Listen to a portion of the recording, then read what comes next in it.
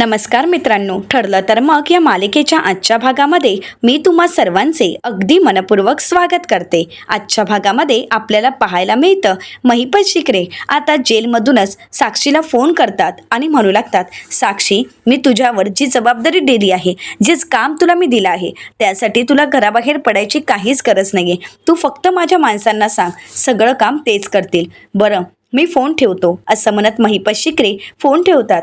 तर त्यानंतर महिपत शिकरे आता नागराजचा फोन सगळ्यांच्या नकळतच नागराजकडे देतात आणि नागराज आता महिपत शिकरेंना म्हणतो, तू सगळं काही साक्षीला समजावून सांगितलंयस ना?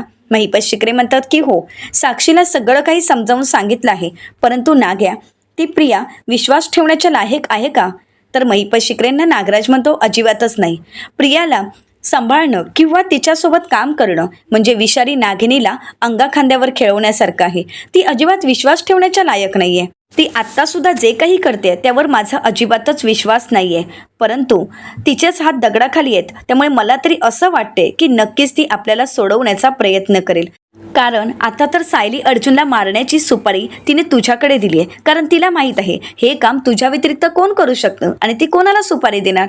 तिला आता पर्यायच नाही, त्यामुळे तिला तर आपल्याला सोडवावंच लागेल। महिपत शिकरे म्हणतात, त्या सायली अर्जुनला मला कायमचं संपवायचं आहे, कारण त्या दोघांमुळेच माझ्या मुलीचं, माझ्या पोरीचं आयुष्य उद्ध्वस्त झालंय। असं वाटतं की त्या दोघांच्या गळ्यावरून सुरा फिरवावा, पण काहीच हरकत नाही, आता तर माझं काम पूर्ण होणारच। कारण आता सायली अर्जुन कायमचे संपणार आहेत। ते जोडपं एकदा संपलं ना की आपला खेळ संपला।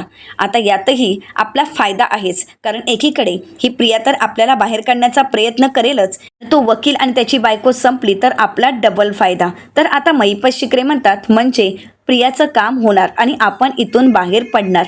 महिपत शिकरे म्हणतात 113%, असं म्हणत ते दोघंही खुश असतात। आता सायली अर्जुनला मारण्याची सुपारी प्रियाने महिपत शिकरेंना दिलेली असते आणि महिपत शिकरे आता ते काम साक्षीला सांगतात। आता साक्षी सचिनला भेटण्यासाठी आलेली असते। साक्षी म्हणू लागते, सचिन, अण्णांनी मला फोन केला होता। आता हे ऐकल्यानंतर सचिन म्हणतो, काय? जेलमधून एखादी व्यक्ती कसं काय फोन करू शकते? कसं शक्य आहे? साक्षी म्हणते, त्यांनी माझ्यावर एक महत्त्वाची जबाबदारी दिली आहे। सचिन म्हणतो, हो, पण त्यांनी फोन कसा केला?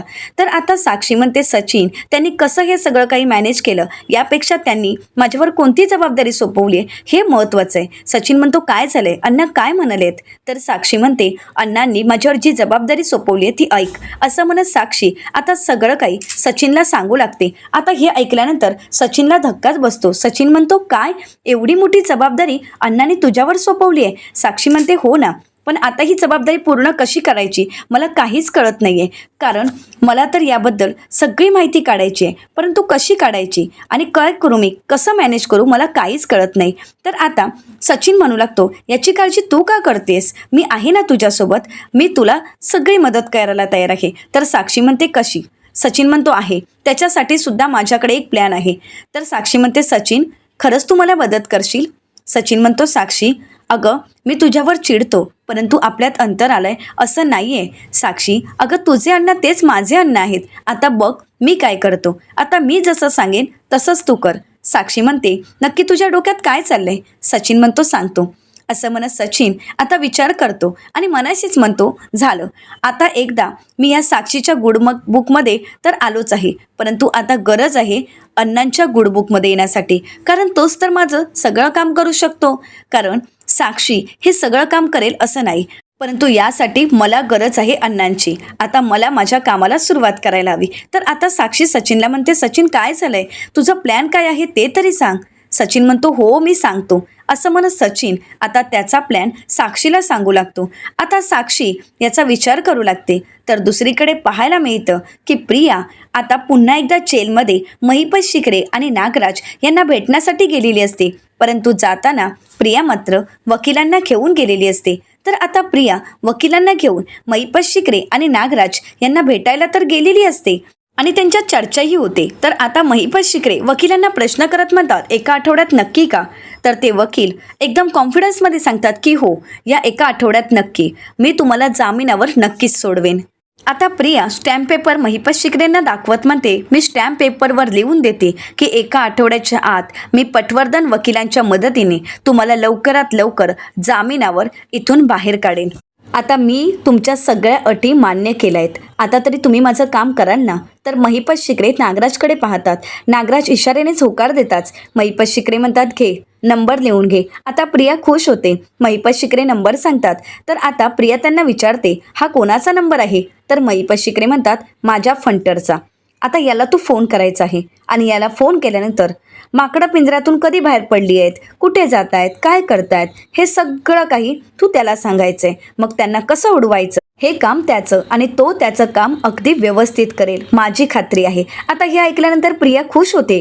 परंतु त्याचवेळी ॲडव्होकेट पटवर्धन आता प्रियाला विचारतात, हे तुम्ही कशाबद्दल बोलताय? तर महिपत शिकरे म्हणतात, काय आहे ना, मी इथे जेलमध्ये आहे. माझ्या घरात 2 पाखरं आहेत. मग ती काय करतायत, काय करत नसतील, त्यांना काय हवं नको, हे सगळं काही ही बघत असते. त्याबद्दलच आम्ही बोलत आहोत. तर आता महिपत शिकरेंना ॲडव्होकेट पटवर्धन म्हणतात, बरं ठीक आहे, काहीच हरकत नाही. तर त्यानंतर आता प्रिया त्यांना म्हणते, ॲडव्होकेट पटवर्धन तुम्ही आलात तरी चालेल. तर ॲडव्होकेट पटवर्धन प्रियाला म्हणतात, मी तोपर्यंत जामिनाच्या प्रोसेसला सुरुवात करतो. असं म्हणत ॲडव्होकेट पटवर्धन तिथून निघून जातात. तर त्यानंतर प्रिया महिपत शिकरेंना म्हणते, हे काम जितकं लवकरात लवकर होईल ना तितकं बरं होईल. महिपत शिकरे म्हणतात, मग आता सगळी जबाबदारी तुझी आहे. प्रिया म्हणते, हो आता सायली अर्जुन कुठे आहेत ते बघावं लागेल. असं म्हणत प्रिया लगेच विमलला फोन करते आणि म्हणू लागते, हॅलो विमल, आई कुठे आहेत? आईचा फोन लागत नाहीये. तर विमलताई म्हणतात, वहिनी तर त्यांच्या रूममध्ये आहेत. प्रिया म्हणते, बरं, परंतु आईनं जरा माझा निरोप द्याल का? मला जरा यायला उशीरच होईल. सायली असेलच ना तुमच्या मदतीला? तर विमलताई म्हणतात, नाही ना, सायलीताई आणि अर्जुनदादा बाहेर गेलेत, म्हणजे सायलीताईंना डॉक्टरकडे घेऊन गेलेत ते. प्रिया म्हणते, बरं ठीक आहे. तर आता प्रिया त्यांना विचारते की कोणत्या हॉस्पिटलला? तर त्यावेळी विमलताई म्हणतात, सिटी हॉस्पिटलला. प्रिया म्हणते, बरं. असं म्हणत प्रिया फोन ठेवते आणि महिपत शिकरेंना म्हणते, सायली अर्जुन घराबाहेरच पडले आहेत, ते कुठे गेले आहेत त्याचं लोकेशनही मिळालं आहे. तर महिपत शिकरे म्हणतात, मग आता 113% ते दोघंही ठगातच जातील. आता प्रिया खुश होते. तर दुसरीकडे पाहायला मिळतं, सायली अर्जुन सिटी हॉस्पिटलला आलेले असतात. आता सायली अर्जुन सिटी हॉस्पिटलला आलेत ही बातमी तर प्रियाने महिपत शिकरेंच्या फंटरला दिलेली असते आणि त्याप्रमाणे महिपत शिकरेंचा माणूस आता सायली अर्जुनवर लक्ष ठेवून असतो. सायली अर्जुनचा फोटो हातात घेत आलेली व्यक्ती तीच आहे हे चेक करतो आणि लगेच तो आपल्या माणसांना सांगायला हा फोन करतो. तर त्यानंतर सायली अर्जुन हॉस्पिटलमधून बाहेर पडताच आता ती व्यक्ती लगेच प्रियाला फोन करते आणि म्हणू लागते, ॲडव्होकेट अर्जुन सुभेदार आणि त्यांची बायको आताच हॉस्पिटलमधून बाहेर पडलेत. तर प्रिया म्हणते, आता तुला काय करायचे हे माहीत आहे ना? तर तो म्हणतो की हो मला माहीत आहे आणि पुढच्या 5 मिनिटात तुम्हाला जे हवंय ते काम होणार आहे. मॅडम फोन तुमच्या बाजूलाच ठेवा. असं म्हणत ती व्यक्ती फोन ठेवते. आता सायली अर्जुन इकडे गाडीत बसत असतात आणि घरी जाण्यासाठी निघत असतात.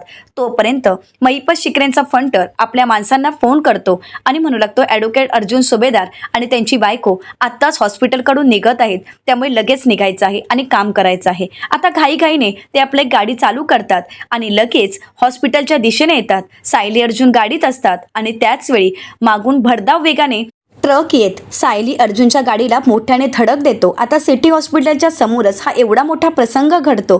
त्यावेळी सगळेच जण घाबरून जातात आणि त्याच संधीचा फायदा घेत आता इथे मात्र ड्रायव्हर आणि क्लीनर तिथून निघून गेलेले असतात आणि त्याच वेळी आता महिपत शिकरेंचा फंटर लगेच त्याचा व्हिडिओ काढतो आणि प्रियाला व्हिडिओ पाठवून देतो. आता व्हिडिओ पाहताच प्रिया खूप खुश होते आणि लगेच ती त्या फंटरला फोन करते आणि विचारते, काय झालंय, काम झालंय ना, नक्की ते मेले आहेत ना की फक्त हातपाय वगैरे? तर आता तो म्हणतो की नाही मॅडम, अहो मागून एवढ्या भरधाव वेगाने त्यांच्या गाडीला धडक दिल्यानंतर ते जिवंतच कसे राहतील? जाग्यावर त्यांची गाडी जळाली आणि नक्कीच ते दोघेही जळून खाक झाले असणार. मी तुम्हाला व्हिडिओ पाठवला, लगेच तुम्ही व्हिडिओ बघून घ्या. प्रियाचा आनंद काही गगनात मावत नसतो. प्रिया लगेच व्हिडिओ बघते आणि म्हणू लागते, हे खरंच असेल ना, माझं स्वप्न तर नसेल ना, मला इथे चिमटा काढायलाही कोण नाहीये. असं म्हणत प्रिया पुन्हा एकदा तो व्हिडिओ पाहते आणि म्हणू लागते, नाही हा व्हिडिओ खरा आहे, म्हणजे माझं स्वप्न पूर्ण झालंय. माझ्या रस्त्यातला सगळ्यात मोठा काटा संपला आहे. सायली अर्जुन कायमचे संपले. ब्लास्टच एवढा मोठा होता की सायली अर्जुन जिवंत राहणंच शक्य नाहीये. म्हणजे आता सुभेदार कुटुंब आणि रविराज कुटुंब या सगळ्या दोन्ही घरांवर फक्त मी राज्य करणार, मी आहे त्यांची एकमेव वारसदार. असं म्हणत प्रिया खुश होते आणि पैशांची स्वप्न रंगवत म्हणते की आता सगळ्या पैशांवर फक्त माझाच अधिकार आहे. अगदी पैशांचा पाऊस पडणार माझ्यावर. आणि मग मात्र कोणालाही कळणार नाही की मी तन्वी रविराज किल्लेदार नाहीये असं म्हणत प्रिया मोठमोठ्याने हसू लागते. तिचा आनंद इतका द्विगुणित झालेला असतो की काय करू काही नको हे तिलाच कळत नसतं. तर दुसरीकडे पाहायला मिळतं साक्षीने सांगितल्याप्रमाणे आता सचिन महिपत शिकरेंच्या माणसाला घेऊन ॲडव्होकेट पटवर्धन यांच्या ऑफिसच्या त्या ठिकाणी आलेला असतो. आता ॲडव्होकेट पटवर्धन यांचं ऑफिस दाखवत सचिन म्हणू लागतो, हे ऑफिस आहे ना ते ॲडव्होकेट पटवर्धन यांचं आहे. आता तिथे जायचं आणि त्याच्याकडून सगळं वधवून घ्यायचं. आता ते कसं वधवून घ्यायचं हे माझ्यापेक्षा तुला माहीत असणार, कारण महिपत शिकरेंच्या हाताखाली ट्रेन झालेला माणूस आहेस ना तू. तर तो म्हणतो हो साहेब. तर आता सचिन म्हणतो आता हे सगळं काही तू पुराव्यासहित घेऊन यायचं आहे, सगळं मोबाईलमध्ये रेकॉर्ड पाहिजे. तर आता तो म्हणतो हो सर, तुम्हाला 100% व्हिडिओ मिळणार. असं म्हणत महिपत शिकरेंचा माणूस आता पटवर्धन यांच्या ऑफिसच्या दिशेने निघालेला असतो. आता सचिन लगेच साक्षीला फोन करतो आणि म्हणतो हॅलो साक्षी, तुला हवी असणारी माहिती थोड्याच वेळात तुझ्यापर्यंत पोहोचलेली असेल. तर आता महिपत शिकरेंचा फंटर ॲडव्होकेट पटवर्धन यांच्यासमोर पैसे ठेवत म्हणतो ए वकील, आता मी जी विचारतोय ना त्या सगळ्या प्रश्नांची उत्तरं खरी खरी द्यायची आहेत. तुला महिपत शिकरेची केस खरी खरी घ्यायची आहे. तुला सांगतोय एका आठवड्याच्या आत साहेब बाहेर आलेच पाहिजेत. अरे साहेब तुझ्यावर पाण्यासारखा पैसा खर्च करतील, फक्त साहेबांना लवकरात लवकर बाहेर काढायचं आहे. तर ॲडव्होकेट पटवर्धन म्हणू लागतात या महिपत शिकरेंना बाहेर काढण्यासाठी एवढी माणसं का धडपड करतात. तर आता तो म्हणतो एवढी माणसं म्हणजे. तर पटवर्धन म्हणू लागतात नक्की मी कोणाकोणाचं वकीलपत्र घ्यायचं आहे. तर आता महिपत शिकरेंचा फंटर त्याला विचारतो की अजून कोण आलं होतं इथे सांगा ना. तर ॲडव्होकेट पटवर्धन म्हणतात तन्वी सुभेदार याही इथे आल्या होत्या. आता लगेच महिपत शिकरेंचा फंटर आपली गन बाहेर काढतो आणि म्हणतो तन्वी सुभेदार असं म्हणत त्यांच्यावर गन रोखतो आणि म्हणू लागतो आता सगळ्या प्रश्नांची उत्तरं खरं खरं सांगायची आहे.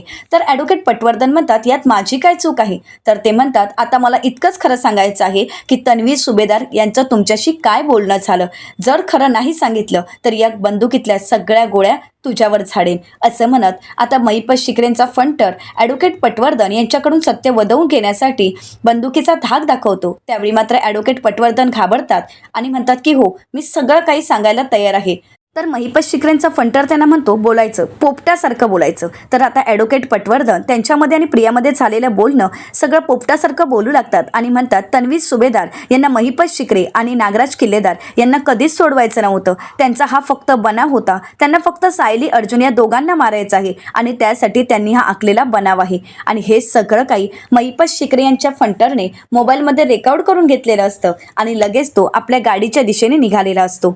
आणि सचिन तर इथे वाट पाहतच असतो. आल्यावर म्हणतो हे घ्या साहेब, पूर्ण रेकॉर्डिंग आणलं आहे. ते पाहून आता सचिन खुश होतो. तर दुसरीकडे पाहायला मिळतं सुभेदारांच्या घरी कल्पनाताई सायली अर्जुनची वाट पाहत असतात. तर अश्विन विचारतो मम्मा तन्वी अजून आली नाहीये का. तर कल्पनाताई म्हणतात नाही रे, तन्वी तर आली नाहीये पण सायली अर्जुन पण आले नाहीयेत. प्रतापराव म्हणतात कुठे गेलेत सायली अर्जुन. कल्पनाताई म्हणतात ते हॉस्पिटलला गेलेत, परंतु खूप उशीर झालाय आणि सायली अर्जुनला एवढा उशीर कधीच होत नाही आणि जर त्यांना उशीर व्हायचा असेल तर ते मला तसं फोन करून कळवतात, परंतु आता त्यांनी कळवलंही नाहीये. कुठे असतील हे दोघंही. तर प्रतापराव म्हणतात येतील, काळजी करू नकोस. तर त्याचवेळी कल्पनाताईंचा उजवा डोळा फडफडत असतो आणि म्हणूनच ते प्रतापरावांना म्हणतात अहो माझा उजवा डोळा फडफडतोय आणि मनात नको नको ते विचार येतात, तुम्ही सायली अर्जुनला फोन करा बरं. प्रतापराव म्हणतात कल्पना तू शांत हो, असं काही होणार नाहीये, तू का घाबरतेस. कल्पनाताई म्हणतात नाही, माझा जीव कासावीस होतोय, मला भीती वाटते, तुम्ही फोन करा ना. प्रतापराव म्हणतात कल्पना अगं त्या दोघांना त्यांचा वेळ दे ना. कल्पनाताई म्हणतात 5 मिनिटं, फक्त आपण 5 मिनिटं वाट बघायचे, त्यानंतर तुम्ही फोन करायचा आहे. तर अश्विन म्हणतो मम्मा दादा आणि वहिनी लहान आहेत का. अगं येतील ना ते घरी आणि तसं तन्वीही घराबाहेर आहे, पण तुला फक्त सायली अर्जुनचीच काळजी हो ना. कल्पनाताई काही अश्विनच्या बोलण्याकडे लक्ष देत नाही, ते सायली अर्जुनची वाट पाहत असतात. आणि त्याचवेळी प्रिया रडतच घरी येते आणि म्हणते आई बाबा अश्विन असं म्हणतात. सर्वच जण घाबरतात. अश्विन म्हणतो काय झालंय. तर प्रिया रडतच म्हणते अश्विन अरे सायली अर्जुन. कल्पनाताई म्हणतात सायली अर्जुनला काय झालंय. तर प्रिया म्हणते सायली अर्जुन आपल्यात नाही राहिलेत. आता हे ऐकल्यानंतर सर्वांनाच धक्का बसतो. प्रिया म्हणते तुम्ही न्यूज नाही का पाहिली. तर कल्पनाताई म्हणतात अगं तू सांग ना काय झालंय. तर प्रिया आता न्यूज दाखवते. आता सर्वत्र बातमी पसरलेली असते. तर न्यूजमध्ये सांगितलं जातं पनवेलचे नामांकित वकील ॲडव्होकेट अर्जुन सुभेदार आणि त्यांची पत्नी यांचा दुर्दैवी मृत्यू. आत्ताच ते सिटी हॉस्पिटलमध्ये आले होते.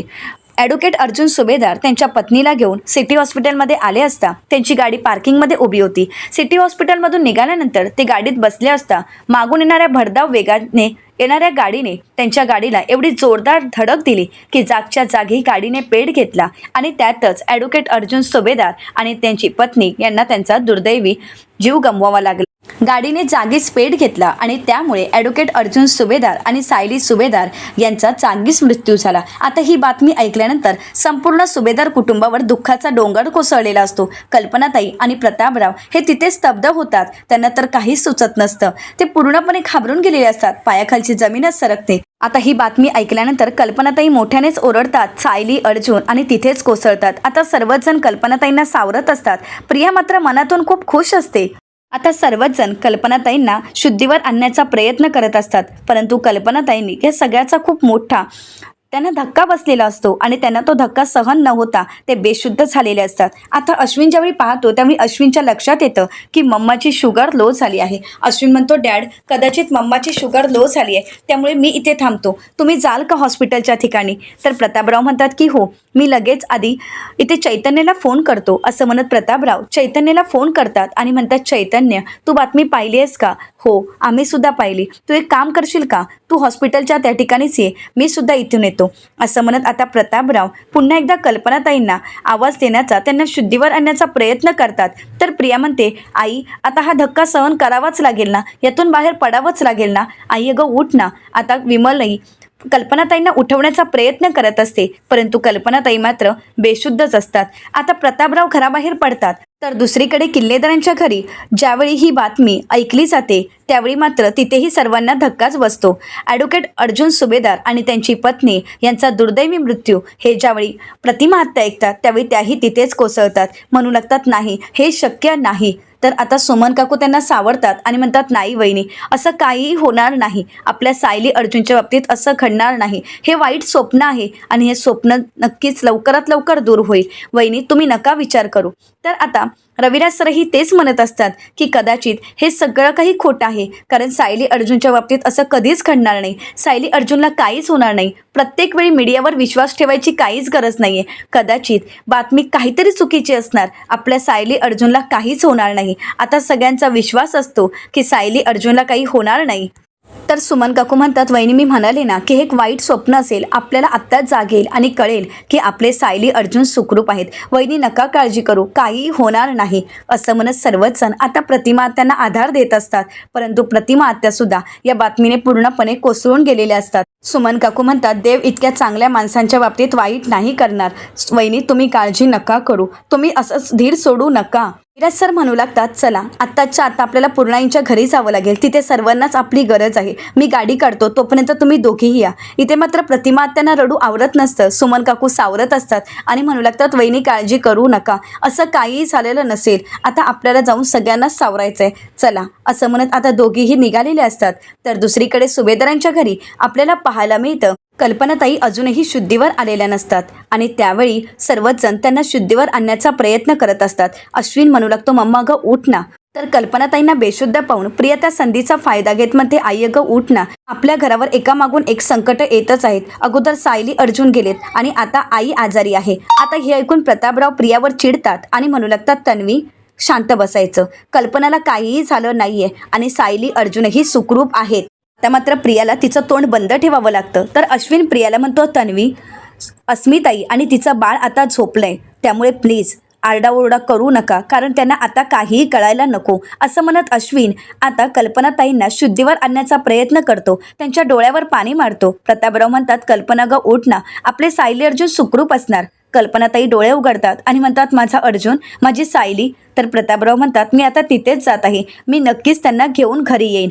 तर कल्पनाताई म्हणतात, जा, माझ्या सायली अर्जुनला घेऊन या. तर आता अश्विन आणि प्रतापराव दोघेही निघालेले असतात. तर इकडे प्रिया खुश होत म्हणते, कल्पी, आता तू कितीही रडलीस, कितीही सायली अर्जुनच्या नावाचा जप केलास ना, तरी तुझे ते सायली अर्जुन परत येणार नाही. आत्तापर्यंत त्यांची जळून राख झाली असणार, तुला तुकडे सुद्धा मिळणार नाही. आणि हे दोघे जाऊन तिथे काय करणार आहेत? इकडे मात्र प्रतापराव आणि अश्विनचा पाय निघत नसतो, तरी सुद्धा अश्विन प्रियावर जबाबदारी सोडतो आणि म्हणू लागतो, तन्वी, लक्ष ठेवशील ना मम्मावर? मम्माला जर काही लागलं तर आम्हाला लगेच फोन कर. आणि हो, मम्माला थोडी साखर दे, कारण तिची शुगर लो झाली आहे. तन्वी, प्लीज लक्ष ठेवा मम्मावर. आणि मम्मा, तू काळजी करू नकोस, आम्ही सायली अर्जुनला घेऊनच घरी येऊ. कल्पनाताई म्हणतात, माझ्या मुलांना घरी घेऊन या. आता प्रतापराव आणि अश्विन निघालेले असतात. इकडे मात्र कल्पनाताई खूप रडत असतात. त्यांना खूप त्रास होत असतो.